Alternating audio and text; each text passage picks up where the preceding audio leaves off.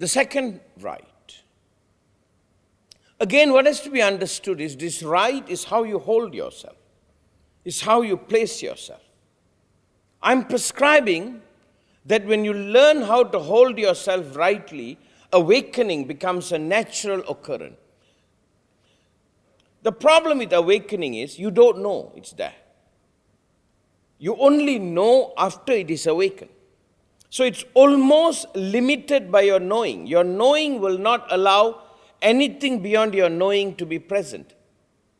So what is beyond your knowing still remains in the dark, asleep. So the only thing we can do is to hold ourselves in a way that this may happen spontaneously, naturally. It is like the notion of I.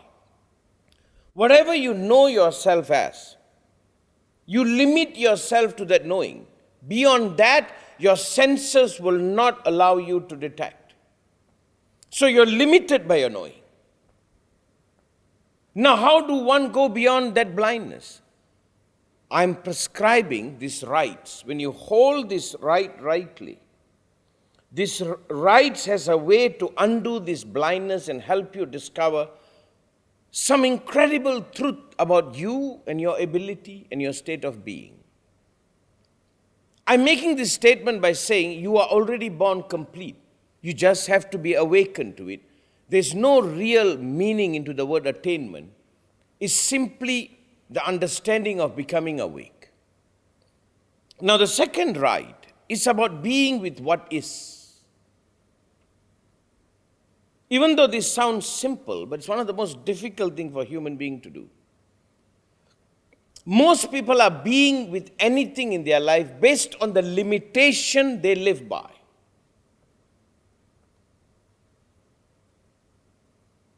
Once we did not know we can fly by building aircraft or sail the sea. We lived that blindness until someone became awake to it.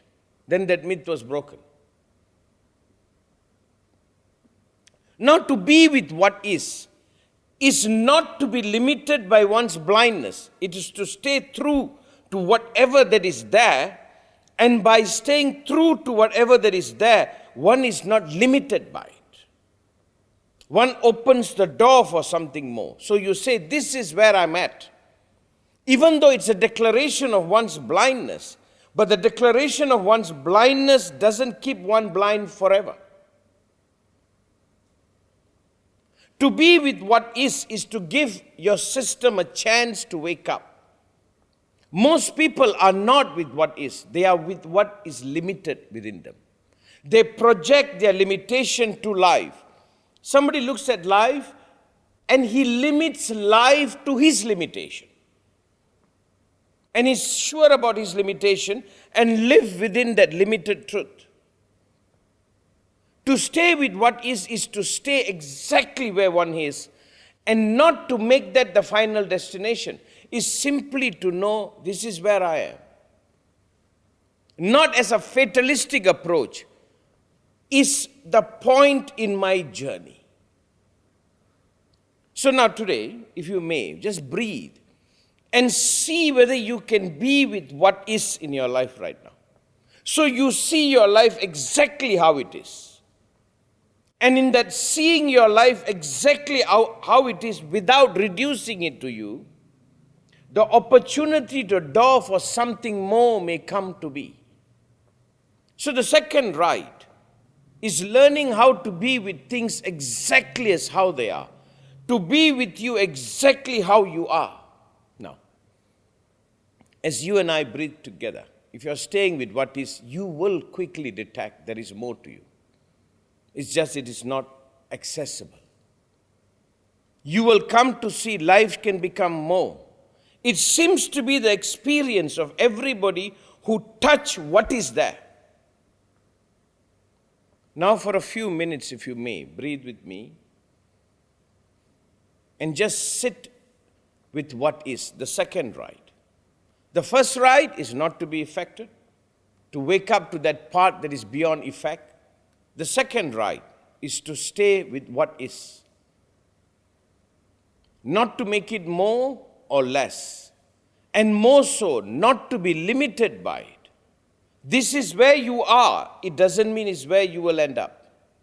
This is what is happening. It's not what should be happening or can happen. It's just learning how to be with what is. You may just stay with your body, with your mind, with your current condition, with how you are feeling, but you are staying with what is without escaping it. You see, the escaping what is limiting things only to be what is, and learning to survive with only that. That is a crippling action. As you and I breathe together, can we learn to simply sit and be with what is? Just for a few minutes today, if you may, just breathe and be with what is.